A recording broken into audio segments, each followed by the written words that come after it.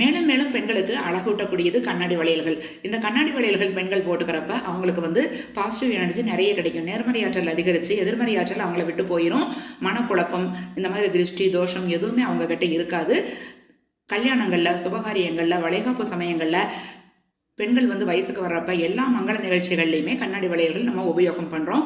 இந்த மாதிரி கண்ணாடி வளையல்கள் நம்ம அம்மனுக்கு கோவில்களில் சாட்சி வழிபாடு செய்கிறப்ப நம்மளுக்கு நினைச்ச காரியம் நடக்கும் அப்படின்னு நம்ம சொல்கிறோம்.